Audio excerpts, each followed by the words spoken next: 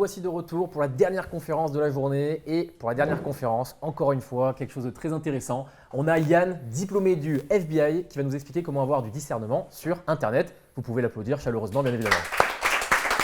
Yann, c'est à toi. Eh ben, bonjour à tout le monde. Je suis très ravi, vraiment ravi d'être avec vous aujourd'hui. Et comme je vous le disais, on a un petit peu débordé sur l'intervention précédente pour la simple et bonne raison que le sujet est passionnant. Et il a suscité beaucoup de questions. Alors peut-être que ça va être le cas chez vous aussi. On va parler d'Internet. Alors ouais, je suis un petit peu le relou de l'histoire parce que je vais tenir le même discours que celui de vos parents quand ils parlent des réseaux sociaux et d'Internet. On va poser une question déjà. Est-ce que vous avez tous un smartphone ? Oui. Alors on va poser une deuxième question. Est-ce que vous utilisez tous des réseaux sociaux ? Oui. Non, c'est vrai ? Moi, tout. Alors, qu'est-ce que vous utilisez comme réseaux sociaux ? Twitter. Twitter ? Rien, d'accord. WhatsApp. WhatsApp ? Instagram. Instagram ? TikTok aussi ou pas ? Oui. Alors pourquoi vous dites pas ? Ok, on parle de ça aujourd'hui ? Ça vous va ? Est-ce que vous savez ce que c'est que Internet, déjà à la base ? Est-ce que quelqu'un peut me dire ce que c'est qu'Internet ? Vas-y. Un réseau universel. C'est la mise en réseau d'ordinateurs. D'accord ? Ouais, c'est ça. Ça vous parle ça, Internet ? Ça a été créé par une université américaine au départ qui a mis en réseau tous ces ordinateurs pour réussir à transmettre, à donner accès à de l'information à tous les gens qui utilisaient les ordinateurs. Après, ça a été repris par l'armée américaine, dans la même veine, pour donner accès à tout le monde. Et puis après, ça a été globalisé, ça a été mondialisé, et tous les ordinateurs ont été connectés les uns avec les autres par l'intermédiaire de réseaux et de gros câbles. On l'a dit, la création d'Internet, c'était pour favoriser l'accès à l'information. Donc c'est un outil extraordinaire. Vous êtes d'accord ? C'est un outil incroyable. Moi, à mon époque, je ne suis pas très très vieux, mais il n'y avait pas Internet à votre âge. On n'avait pas d'Internet et on n'avait pas de téléphone portable. À votre avis, comment est-ce qu'on faisait pour aller chercher de l'information ? Pour aller se cultiver ? Vas-y. J'ai acheté du journal. Acheter des journaux. Ouais. Lire des livres. Lire des livres. Mademoiselle ? Ouais. On allait où pour lire des livres ? À la bibliothèque, voilà. Quand on avait un sujet à l'école à travailler, on allait à la bibliothèque, on allait choisir les livres et on allait travailler le contenu qu'il y avait dans les livres. On est d'accord ? Aujourd'hui, vous faites quoi ? On va sur Internet. Ouais, on va sur Internet. Et on utilise quoi ? Google. Google. Qu'est-ce que c'est Google ? Est-ce que quelqu'un peut m'expliquer ? Vas-y. Google, c'est un plateau de recherche. C'est un moteur de recherche. Un moteur de recherche. Ouais. Et du coup, ça sert à faire des recherches pour avoir des informations qui peuvent être utiles. Tout à fait. D'accord. Les informations qui sont données à ta connaissance par l'intermédiaire de Google, elles viennent d'où ? Qui c'est qui les a mises sur Internet ? Des applications, je ne sais pas totalement. Des gens. Je sais que tout n'est pas vrai sur Internet. Ah, mais pourquoi est-ce que c'est pas vrai sur Internet ? Parce qu'il y a des gens qui mettent des trucs totalement faux. Ouais. Et pourquoi est-ce qu'ils feraient ça ? Je sais pas. Est-ce que quelqu'un a une idée pourquoi est-ce qu'il y a des gens qui mettent des contenus sur Internet qui ne sont pas vrais ? Parce que je crois que si jamais tu fais un peu le buzz, on va dire, que les gens regardent tes vidéos et tout, tu gagnes de l'argent en échange. Voilà, oui, ça peut être ça aussi. Mais il y a un mot qu'il faut citer quand on parle de ça. C'est quoi ? Méchanceté. Fake news, oui, et ça sert à quoi ? Ça sert à vous influencer. Qu'est-ce que ça veut dire être influencé ? Dis-moi. C'est que par exemple, imaginons nos parents, ils nous répètent des choses. Par exemple, si dès notre naissance, on nous dit que ça c'est 5, Ouais. Et qu'on nous le répète, on va forcément croire que ça c'est vrai. 5. Donc c'est ce qui s'appelle être influencé, c'est pas forcément, c'est pas la vérité, c'est quelqu'un qui nous donne notre avis, qui nous le répète, qui nous donne son avis, qui nous répète. Et L'influence, c'est ça. C'est quelqu'un qui décide quelque chose et qui fait en sorte que toi, tu crois ce qu'il a décidé que tu crois. D'accord ? C'est ça l'influence. Et le problème, c'est que on est devenu un petit peu des feignants avec Internet. Je vous l'ai dit, auparavant, nous, on était obligés d'aller dans les bibliothèques pour chercher de l'information. Aujourd'hui, on a juste à ouvrir notre téléphone, notre ordinateur, et de regarder sur Google. Ça veut dire qu'on produit moins d'efforts. On est d'accord ? C'est facile, c'est pratique, c'est facile, c'est efficace. Pourquoi est-ce qu'on s'en priverait ? Mais le problème de ça, c'est qu'en agissant de cette manière-là, on est de plus en plus feignant. On ne fait pas d'efforts. Et donc, on prend pour argent comptant ce qu'on lit sur Internet. Quand on utilise Google, est-ce que vous êtes déjà allé au-delà de la première page de Google, des résultats? Oui. Ouais, vous y allez souvent? Page 2, page 3, etc. Ok. Vous avez vu le nombre de pages qu'il y a? Ouais. On ne va pas faire toutes les pages. Donc on prend souvent les premiers résultats. Qu'est-ce qu'on se dit quand on voit les premiers résultats d'une page Google? C'est les meilleurs. C'est les meilleurs. C'est les vrais. Est-ce que tu crois que c'est vrai? Pourquoi? Pourquoi est-ce que ça ne serait pas les vrais? Pourquoi est-ce que ça ne serait pas vrai à votre avis? Dis-moi. Parce que justement, du coup, on va essayer de mettre ces informations en première page pour mieux influencer les gens. Exactement. Si on met l'information qui est vraie et qu'on met celle qui sert à influencer en tout dernier, les gens ne peuvent pas se... Et comment est-ce qu'ils font ça, les gens? Comment les gens qui veulent t'influencer, ils disent, tiens, notre résultat, il va apparaître dans les premiers. Bah, ils en mettent plein. Ouais, ou alors, ils payent. Google, c'est une société. D'accord? Vous êtes d'accord avec moi pour dire que quand vous utilisez Google, c'est gratuit. Vous êtes d'accord? C'est gratuit. Comment une société fait pour fonctionner, pour gagner de l'argent, si vous l'utilisez de manière gratuite? C'est bien qu'il y a un moment, elle doit récupérer de l'argent quelque part. Or, c'est gratuit sur votre téléphone, c'est gratuit sur votre ordinateur. Comment ça se fait qu'une société qui emploie des millions de personnes ne gagne pas d'argent? On va bien trouver un moyen de gagner de l'argent quand même. Dis-moi. Bah, pour qu'on mette des photos, des articles, etc. sur Google, bah, on doit payer un certain prix. Par exemple, C'est ça. imaginons 2 € la photo, bah, Ouais. du coup les gens ils vont se dire tiens c'est pas cher, ils vont en mettre une, deux, et après il y a beaucoup de monde qui vont en mettre deux, et du coup c'est pour ça qu'on a des centaines de... Donc ça veut dire que quand vous cherchez un résultat sur Google qui vous intéresse, vous cherchez une information, la première information que vous trouvez, si ça se trouve, ce n'est pas la véritable information. C'est une information qui a été créée par quelqu'un qui a payé pour qu'elle soit dans les premiers résultats et que vous pensiez que c'est une vraie information. Ça pose un problème quand même. Vous êtes d'accord avec moi ou pas? Ouais. Surtout dans un contexte dans lequel on vit aujourd'hui. Qu'est-ce qui s'est passé là depuis les 2 dernières années? Il y a eu le Covid, La guerre. la guerre. Il y a des événements dans notre société, dans notre monde, qui font qu'on doit se tenir au courant des choses. Et on l'a dit au tout départ de l'intervention. Qu'est-ce qui se passe en ce moment beaucoup? On voit beaucoup de fake news. Qu'est-ce que c'est que les fake news? Ce sont des fausses informations que les gens mettent pour pas nous influencer. Exactement, c'est ça les fake news. Et est-ce que ça marche? Oui, bah oui forcément. Ben oui, pourquoi? Parce qu'on est Fainéant. feignant et qu'on prend l'information qui nous arrive telle qu'elle. Quelle serait la solution pour éviter ça? Dis-moi. On va sur plusieurs sites, on cherche aussi dans les Ouais. livres, etc. Ouais. Par exemple, on va sur Google, puis sur Chrome, puis sur Firefox. Alors ça, c'est des navigateurs, ce n'est pas des moteurs de recherche. Ou Mais, alors, mais l'esprit est là. En gros, il faut vérifier la source de l'information. C'est ça qu'il faut faire. Ça veut dire qu'il ne faut pas prendre pour argent comptant une source qui donne une information. Il faut se dire, voilà, l'information qu'on me donne, il faut que j'ai un esprit critique pour me dire, est-ce que l'information, elle est vraie? Et si je la récupère ailleurs, sur un autre site, puis sur un autre site, etc., on peut se dire, ça augmente la probabilité qu'elle soit vérifiée. D'accord? Donc ça veut dire qu'il faut faire cet effort-là. L'effort qu'on ne fait plus pour aller à la bibliothèque, il faut le faire sur Internet. Il faut avoir cette capacité de discernement des informations que vous avez accès, sur lesquelles vous avez accès sur Internet. Il faut absolument faire cet effort-là. Dis-moi. Sinon, il faudrait connaître des sites fiables comme Wikipédia, par exemple. Est-ce que tu crois que Wikipédia, c'est fiable?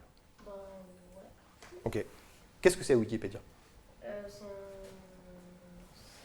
C'est un site Internet sur lequel on trouve des pages qui sont dédiées à des personnes ou à des événements. Est-ce que tu sais que c'est un outil collaboratif?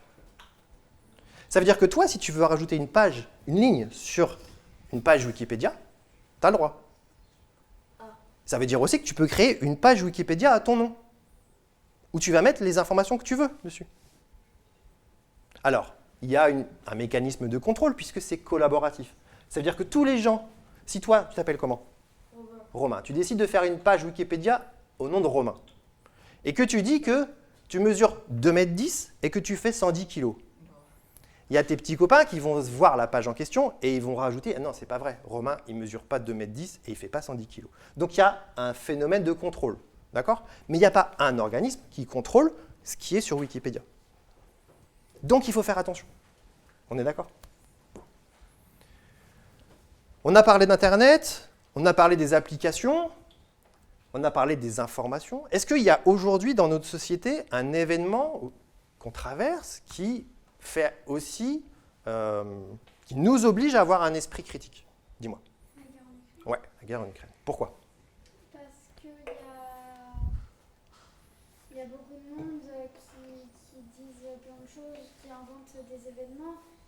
Par exemple, quelqu'un qui déjà n'aime pas l'Ukraine, on va dire, Ouais. bah, il va profiter de ça pour dire, par exemple, l'armée ukrainienne, elle a fait plein de choses mal, et ils vont comme ça, ils vont détailler, et nous, on va les croire, sauf que c'est pas forcément la vérité. Ça peut être de la désinformation.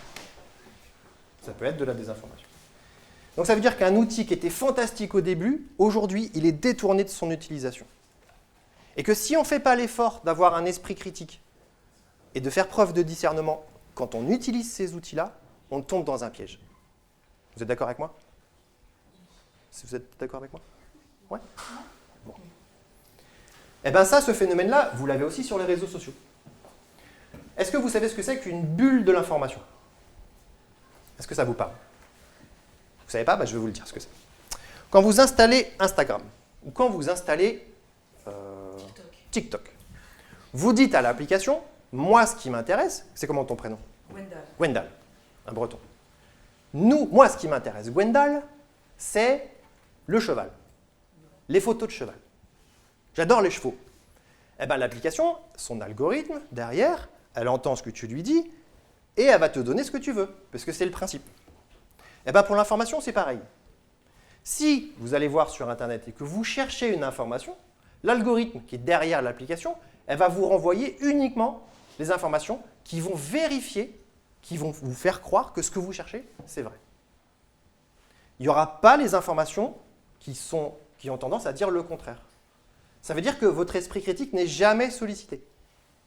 Vous comprenez ce que ça veut dire? Ça veut dire que vous êtes enfermé de vous-même, volontairement, dans un processus qui tend à vous faire croire que ce que vous pensez est vrai. Ouais ou non? Alors c'est un peu compliqué, mais c'est très important que vous en preniez conscience aujourd'hui. Parce que c'est à votre âge qu'il faut prendre conscience de ces choses-là pour ne pas tomber dans les pièges. Parce que c'est des pièges qui sont tendus. Vous, comme moi, nous sommes tous manipulés par ce qu'on voit sur Internet. Et si on ne fait pas l'effort par les applications ou par notre comportement sur Internet pour discriminer les fausses informations, eh ben, on va tomber dans les pièges. Ouais? Ça vous parle? Bon. Est-ce que vous connaissez d'autres dangers avec Internet qu'on pourrait évoquer? Vas-y. Le harcèlement. Ouais. Qu'est-ce que c'est le harcèlement? Le cyberharcèlement. Le cyberharcèlement, c'est quelqu'un qui te dit, par exemple, par message, qui te dit plein de méchancetés, qui t'insulte, et parfois plusieurs fois par jour, voire plusieurs fois par heure. Et en fait, c'est que, par exemple, ma mère, elle me dit quand elle était petite, le harcèlement, c'était éventuellement à l'école, on rentrait et ensuite on était tranquille. Eh oui.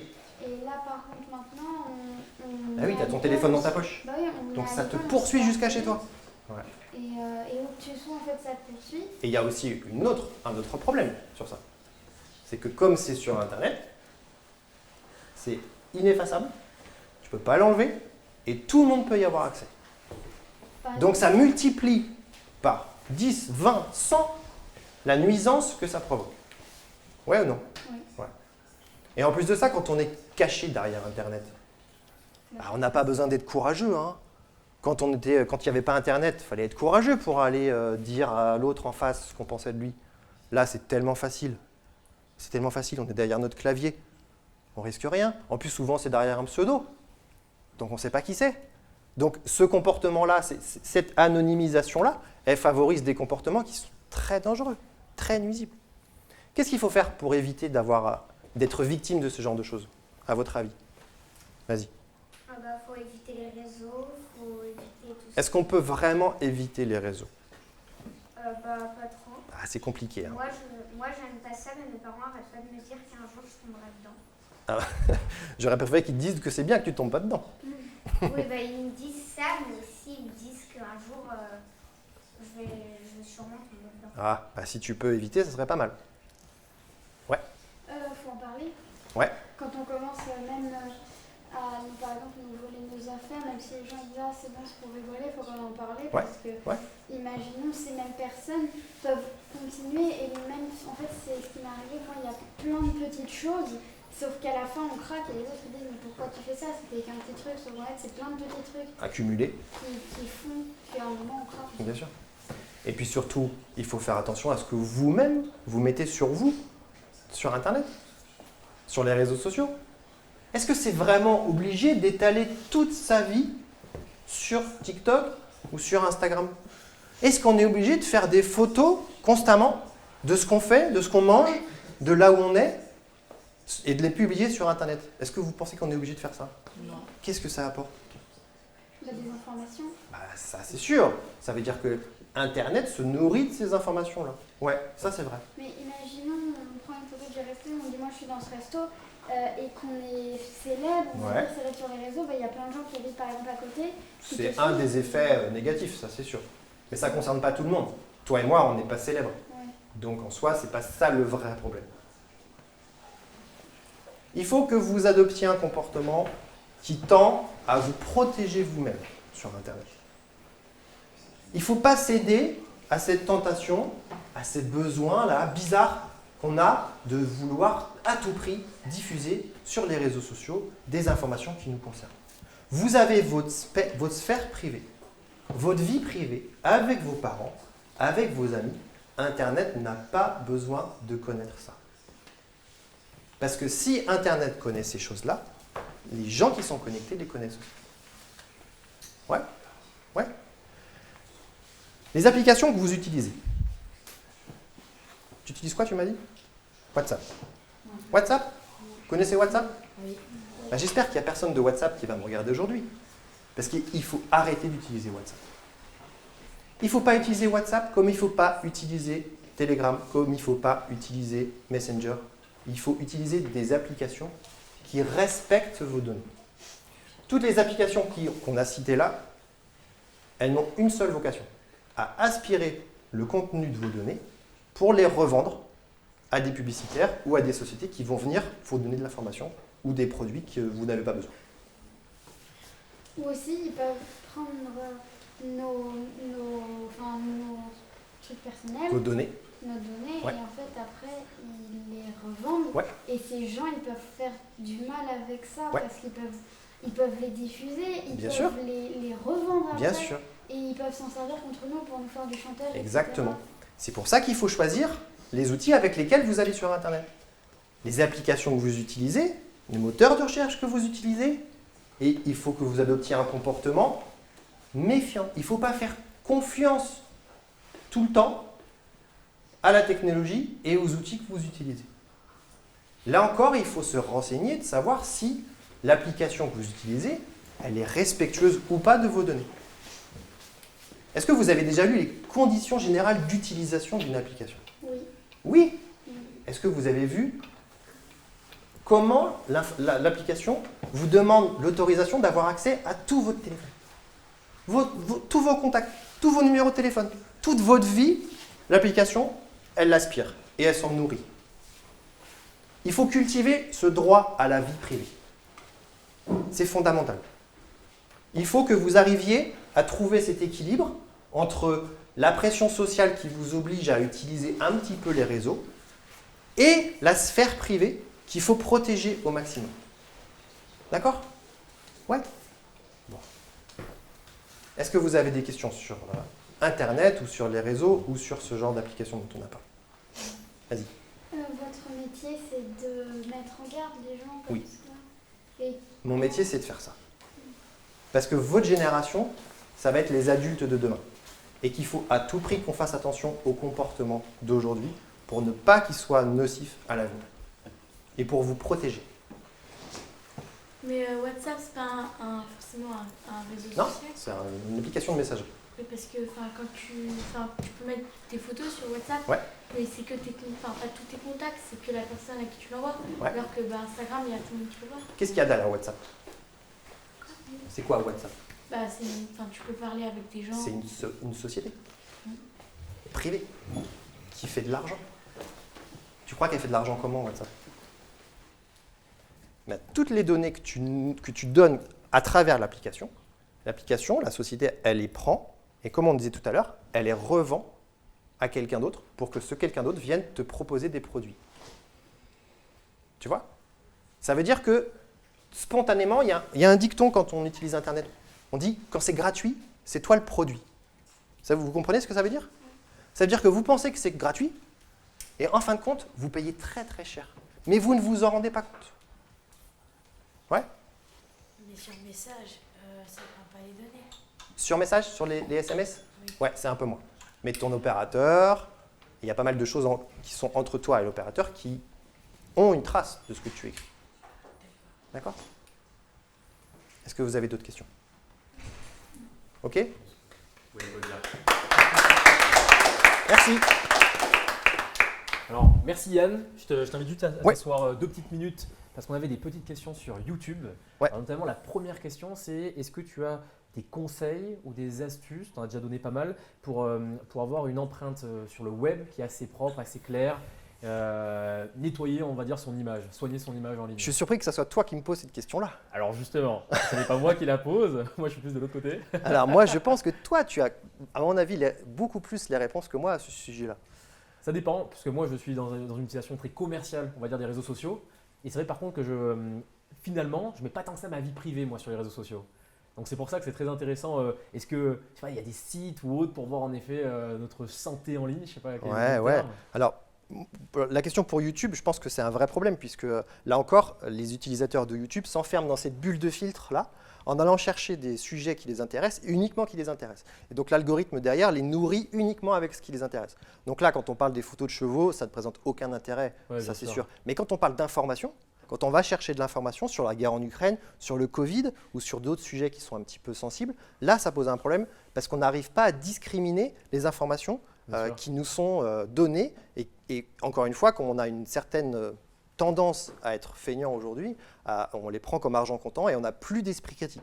L'esprit critique qu'on développait avant avec la lecture, avec la philosophie, avec des matières nobles, aujourd'hui s'affaisse complètement. Et donc les enfants d'aujourd'hui, il faut faire attention, nous adultes, à ce que les enfants d'aujourd'hui Bien sûr. récupèrent et restaurent cet esprit critique pour ne pas tomber dans ces pièges-là. C'est intéressant. Et il nous reste 1 minute pour te poser une dernière question qui est des personnes qui nous regardent en ligne. Est-ce que c'est vrai ou est-ce que c'est une légende que notre téléphone nous écoute tellement que parfois il nous donne des publicités, Bien sûr que comme c'est par hasard on parle d'une marque, etc. C'est Et juste incroyable. après, C'est incroyable. on tombe dessus. Je pense qu'on a tous fait cette expérience-là. Oui, Qu'on évoque un sujet entre nous et 10 minutes Juste après, après. on cherche sur Internet et Instagram nous propose spontanément le sujet qu'on cherchait. C'est absolument incroyable. et c'est vrai, très très intrusif.